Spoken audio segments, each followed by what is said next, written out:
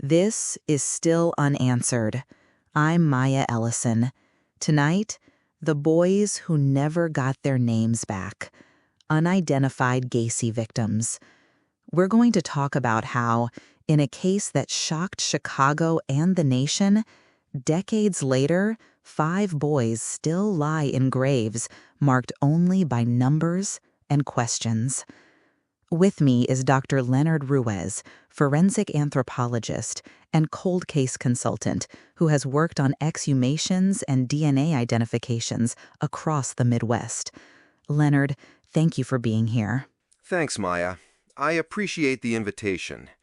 This is heavy stuff. Yeah, heavy is the right word.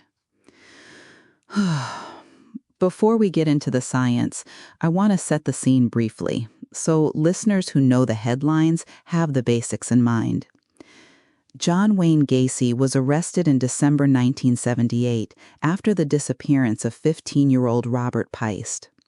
Over that winter, police dug into the crawl space of Gacy's Norwood Park home and found dozens of bodies, wrapped, layered, buried. 33 victims are tied to him officially. Many have names now, some don't. That gap, that lack of name, is what we're here to examine. Leonard, why don't you give us a quick forensic snapshot? When the remains were first recovered in 1978, what tools did investigators have? In the late 1970s, forensics was basically dental records, fingerprinting if possible, and anthropological estimates, age, sex, stature, from bones. There was no commercial DNA testing like we have now. Blood typing, yes, and some serology, but that's very limited. So identifications relied on physical artifacts, rings, clothing, personal effects, and dental comparison. Those methods can be accurate, but they're also vulnerable to error, especially in a chaotic mass recovery scene. Right. And the scene was chaotic. Police described it as layers of bodies, trenches, some wrapped, some covered with lime, some in a crawl space so cramped they had to remove subflooring to pull them out. People were desperate for answers. Families were frantic. That pressure matters. It affects decision-making. Leonard, you've worked on re-exhumations. How does the intensity of the original recovery affect later identifications? It affects it a lot. When you're dealing with dozens of bodies in advanced decomposition, you have to triage. In 1978, there were limits on storage, on lab capacity, on how long families were willing to wait. Decisions about which bones to keep, whether to retain jaw bones or tissue, whether to make casts of teeth, those decisions determine what evidence survives to be tested decades later. If someone retained mandibles and a good dental chart existed, a victim could be identified by 1979. If not, you're stuck until technology improves or someone kept a fragment that yields DNA. And that brings us to 2011. Cook County Sheriff Tom Dart ordered exhumations of the 8 still unidentified Gacy victims so modern DNA testing could be applied. That initiative has identified several men since: William Bundy, James Hawkinson, Francis Wayne Alexander. Great successes. But 5 remain unnamed. Leonard, walk listeners through what changed scientifically between 1978 and the 2010s that made these identifications possible. 2 big changes. 1, DNA sequencing and the creation of national databases like CODIS, though CODIS is limited. It's a law enforcement profile database that needs a close match. 2, forensic genetic genealogy, using distant relatives in consumer databases to build family trees. The University of North Texas, among others, can take degraded bone DNA, sequence it, generate a profile, and then investigators can use genealogy methods to identify potential family networks. That combination, better extraction, higher resolution sequencing, and genealogy, unlocked IDs that were impossible 3 decades earlier. You mentioned degraded DNA. The remains had been in soil, wrapped in plastic, sometimes treated with lime. How hard is it to get usable DNA from that environment? It varies. Bones are actually good at preserving DNA under many conditions because DNA can bind to the mineral matrix. Teeth are excellent. But chemical treatment, microbial activity, freeze-thaw cycles, and previous handling can fragment DNA. When the remains were exhumed in 2011, labs used techniques like single nucleotide polymorphism sequencing and targeted enrichment to pull out as much human DNA as possible despite degradation. It's expensive and painstaking, but doable in many cases. And that work identified 3 of the 8, right? But 5 remain. Before we go deeper into the unknown 5, I want to ask about something that still sends shivers through a lot of people, the Michael Marino controversy. Leonard, can you briefly explain what happened there? Yes. Michael Marino was officially identified in 1980, largely by dental records. He was one of the younger victims, 14. For years, his grave mark was treated as solved.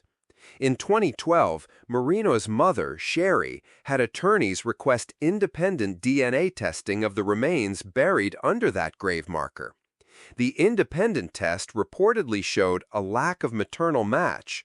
That raised the possibility that the remains had been misidentified, that either the wrong body was labeled as Michael's or records were mixed up during the frenzy of recovery and identification. And that opens an enormous wound. If one body is misidentified, it suggests the possibility of more errors.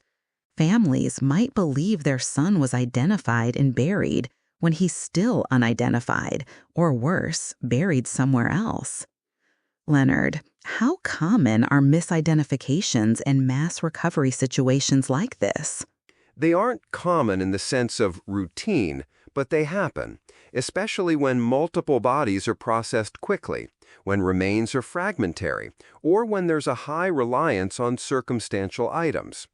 Dental matches are strong, but they depend on correct matching of jaw fragments to X-rays, chain of custody, and careful comparison. If labeling or handling is sloppy, mixing of tags, misfiled X-rays, then a wrong ID can occur. That's why modern protocols emphasize redundant verification, DNA confirmation, and strict chain of custody controls. There's also an emotional angle. Family members want closure. They don't always demand a second test at the time, and decades later, asking for exhumation is a second trauma. Sherry Marino did that, and she deserves the scrutiny and the answers, either to confirm Michael is indeed buried there or to correct the record. Leonard, from a practical standpoint, what would it take now to settle the Michael Marino question? You'd need a solid, court-approved exhumation and DNA comparison. Ideally, mitochondrial DNA or autosomal markers compared against maternal relatives. If the remains are degraded, labs can still often pull enough DNA to indicate whether a maternal match exists. But you need cooperation among the county, the labs, and the family. Sometimes politics, budget, and legal hurdles get in the way.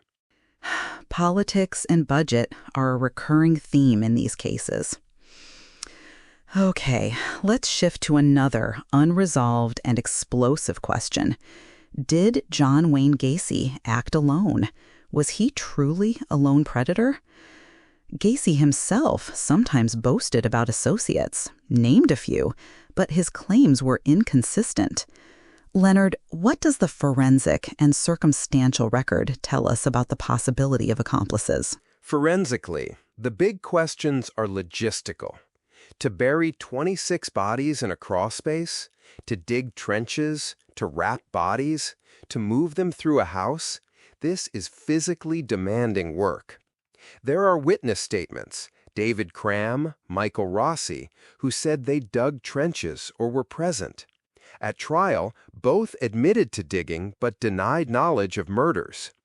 Gacy's statements to investigators about associates can't be taken at face value.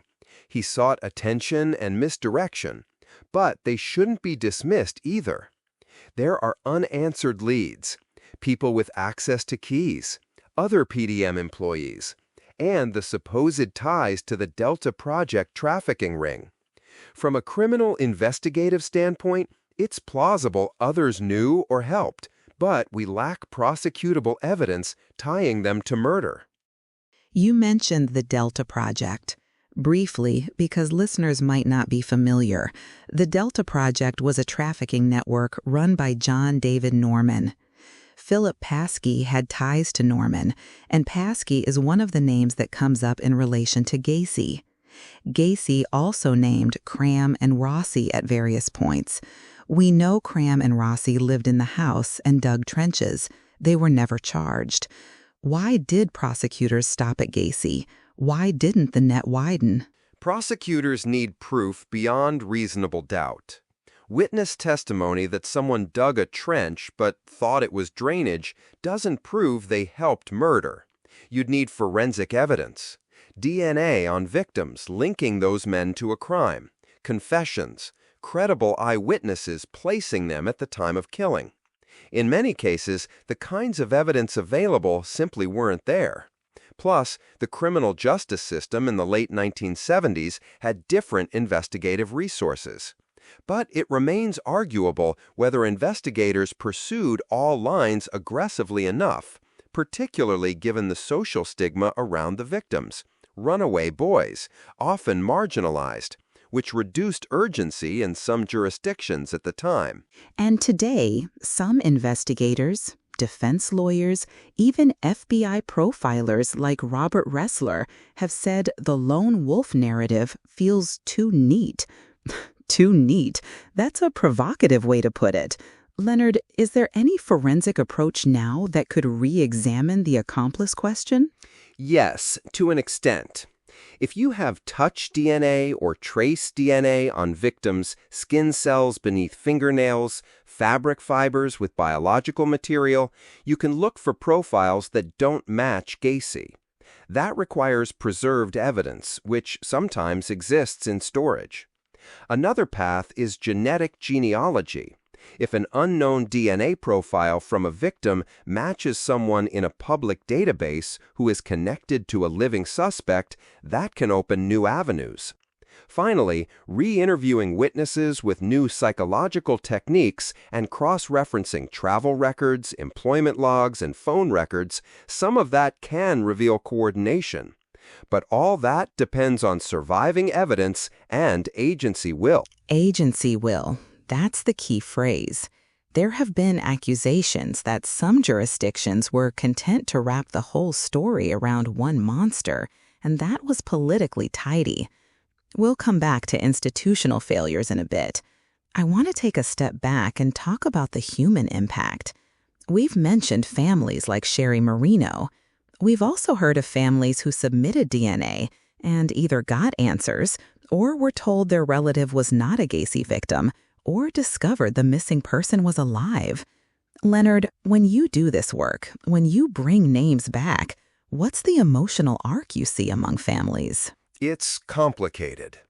Identification can bring relief, the end of liminal grief, the ability to bury a body, to plan a memorial. But it also brings secondary trauma. Learning the details of how someone died, seeing photos or reading reports about torture. Some families tell me they didn't want to know specifics, they wanted peace. Others want every detail to hold authorities accountable. There's no single right reaction. And for families told their missing relative wasn't among the bodies, that can reopen decades of questions. The work we do has to be sensitive to that reality. Listeners, that sensitivity matters because this episode is not about fetishizing Gacy. It's about the boys, about names restored, about mistakes revealed, about institutions held responsible. Leonard, the Cook County Sheriff's Office has said they've identified victims using the 2011 exhumations and DNA work, and that 5 victims still remain unidentified. Do we know anything specific about those 5 profiles? Ancestry estimates, age ranges, unique markers, anything? Yes, some. The Sheriff's Office has described having DNA profiles for all 8 exhumed remains. 3 were matched. For the remaining 5, labs have generated SNP profiles and some genealogical leads have been pursued.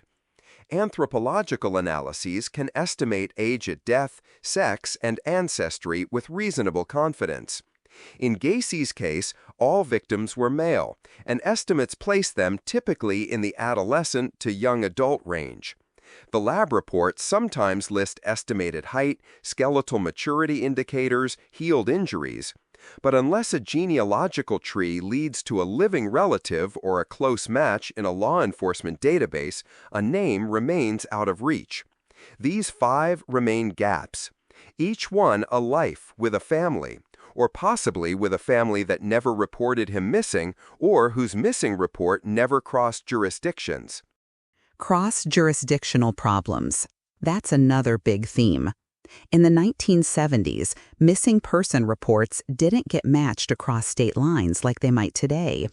A teenager missing in, say, Minnesota might not have been cross-checked with remains recovered in Chicago. It's a grim thought that paperwork and siloed databases could erase someone's identity. Leonard, given what we now can do with genealogy, what would make a breakthrough most likely for these 5? 2 things: more familial DNA submissions and better access to consumer genealogy databases. If a family member, say a nephew or cousin, submits a sample to the sheriff's office or to a genealogy site that investigators can then legally access, that can yield matches. Second, meticulous genealogical research. Building trees from small DNA matches can still find a common ancestor and lead to a likely identity. Funding is another factor. These investigations cost money and time. If the sheriff's office can keep pushing, and if families respond to outreach calls, those 5 can someday be named. Speaking of families responding, Cook County made a nationwide ask after 2011. They reached out to families in 28 states and Canada. Some answered, some had nothing to give, some were surprised the missing person might have been connected to Gacy. Leonard, how do you persuade families to get involved? It's difficult. People are exhausted by years of not knowing. Transparency helps. Explaining clearly what DNA will be tested, how privacy is protected, the limits of what can be concluded, those matter. Also, framing it as an act of service to the victim, to restore a name. Sometimes families were told their kid ran away, and that was the end of it. Reopening the possibility of identification can be scary, but ultimately gives control back to the family. Outreach through victim advocates, people who've been through this and can testify to the process, often increases participation. Let's pivot back to systemic failures. The Gacy case exposed so many. The tendency to dismiss missing boys as runaways, the ease with which Gacy's prior Iowa conviction effectively vanished from later background checks, the overwhelmed investigative systems in the 1970s. Leonard, in your experience, how do those systemic failures still echo in cold case work today? They echo in backlog, in incomplete file transfers, and in human bias. Some jurisdictions still deprioritize certain classes of missing persons. Also, legal frameworks governing DNA databases have evolved, but there are still privacy and access hurdles that can slow identity work. The key lesson from Gacy is that small administrative failures, expunged records, misfiled reports, under-resourced investigations can compound into catastrophic consequences. And then there's the media angle. Gacy's killer clown persona has overshadowed the victim's humanity for decades. That imagery sells, but it skews public attention away from the victims. Leonard, as someone who works with families and investigators, do you find that media focus helps or hinders identification work? Both. Media attention can draw tips and funding and keep pressure on authorities, very helpful. But it can also create sensationalism and misinformation. If a news cycle is fixated on the clown image or on lurid details, families may feel re-traumatized. The best media coverage is victim-centered, stories that highlight missing persons as people, not as fodder for shock. We've talked about the 5 unnamed, the Marino controversy, potential accomplices, and systemic failures. Let's put a magnifying glass on one more unresolved thread. Could Gacy have had victims beyond the 33? Some FBI profilers and researchers suspect he may have killed elsewhere, and Illinois added Gacy's DNA to national databases in 2012 to look for connections. Leonard, has that produced anything? Not publicly, at least nothing definitively attributed to Gacy. Adding his DNA to national databases is a sensible step. It can generate investigative leads when cold cases' DNA profiles turn up. The problem is that many cold cases have degraded or no usable DNA. And even when a match is suggested, confirming a link requires corroborating evidence. Investigators also have to weigh whether similar victim profiles in other states coincide with Gacy's travel records. So far, no major new Gacy identifications have been announced through DNA, but the search continues. Listeners, I want to read you one quiet fact. Gacy spent 14 years on death row and was executed in 1994. He made contradictory statements to investigators and to the press, at times confessing, at times denying, at times claiming others were involved. Those contradictions have seeded decades of speculation. Leonard, when a defendant like Gacy gives multiple versions, how does that affect long-term investigation? Multiple versions complicate everything.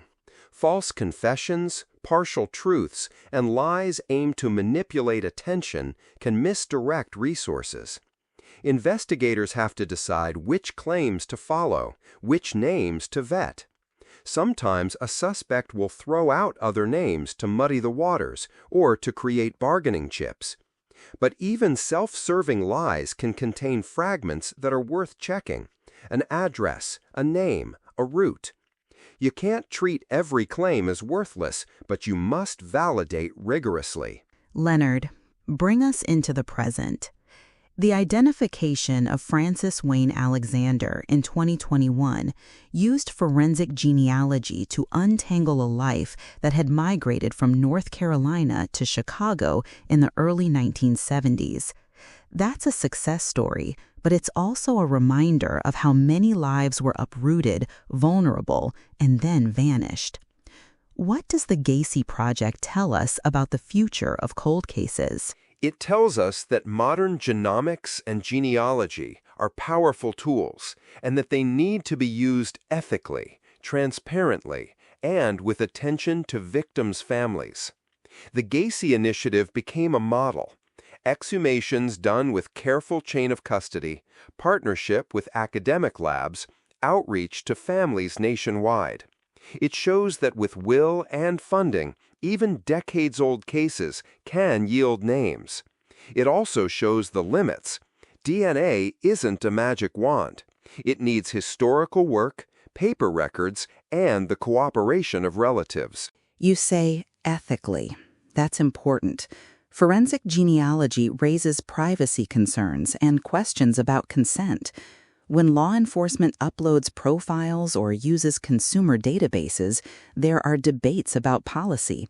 Leonard, how do you balance the push for identification with privacy concerns? We balance it by transparency and by using the least intrusive method that can get the job done. Some databases allow law enforcement matches only for violent crimes.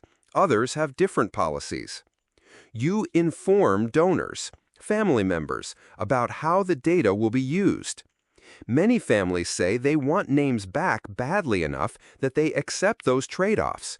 But we still need safeguards to prevent mission creep, to ensure data isn't used for unrelated investigations without oversight. Listeners, we'll give resources in our episode notes for anyone who believes they may have a relative missing from the 1970s and wants to submit DNA. Leonard, before we get to the final segment, I want to do something a little different. I'm going to read short excerpts, fragments, from records and interviews to recenter the victims. Interrupt me if you need to add context. Here's the first fragment. A mother remembers him at 15, working at a pharmacy, a quiet boy who liked comic books. Leonard? That sounds like Robert Piest. He worked at a Nissen pharmacy, and his mother's insistence is what catalyzed the investigation. It's a reminder that a single parent's refusal to accept runaway can make a massive difference. Second fragment. Job offers on the bulletin board. Promises of steady wages. PDM contractors scrawled on a note. Leonard? PDM was Gacy's front, painting, decorating, and maintenance. He used it to recruit young men who needed work. That pattern, exploiting economic vulnerability, goes back decades and is still used by predators. Third fragment. A ring hematite. A boys' class ring found in a crawl space, matched to a missing student. Leonard? Class rings and jewelry were vital for some identifications in 1978, but they can also mislead if items moved or were stolen. That's why the forensic community was cautious about relying solely on possessions. Unnamed grave. John Doe. Number 7. No name. No photograph. A mother lights a candle and prays to a ghost. Leonard, that one, what do you feel when you hear it?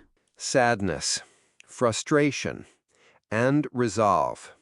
For forensic scientists and investigators, it's not academic. Every John Doe is someone's son, someone's brother. Naming him changes the legal, emotional, and historical record. We owe that to the dead and to the living. Amen. We're going to move now into a segment that asks directly, what still needs to happen?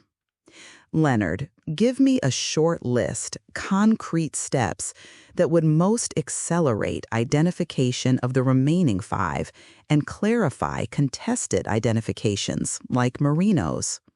3 things, Maya. 1. Sustained funding for DNA extraction, sequencing, and genealogical research. These aren't one-time expenses. 2. Proactive nationwide outreach to families. Public campaigns, cross-agency notifications to find relatives whose files never got connected. 3. Audit of chain of custody and archived forensic material to see if there are traces, hair, fiber, fingernail scrapings that weren't fully tested in the past and could be reanalyzed now.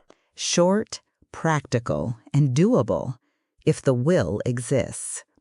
Now, listeners, we promise to ask the hard, still unanswered questions. Leonard, I'll read them, and you respond briefly. Yes, no, maybe, or explain. First, who are the 5 unidentified victims, and will we ever know their names? Will we ever know their names? Maybe. We have DNA profiles and genealogical tools. With time, cooperation, and funding, identifications are possible. The question is when. Second, was Michael Marino misidentified? If so, who is buried under his stone, and where is Michael? Unresolved. The independent DNA suggested a mismatch. It requires formal exhumation and comparison. We can answer this, but it hasn't been conclusively resolved in public records.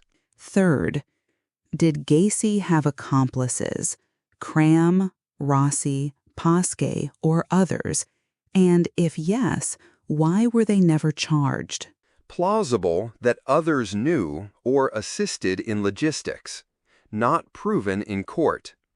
Lack of prosecutable evidence, no DNA, no confessions, insufficient witness corroboration meant no charges. That doesn't equate to innocence.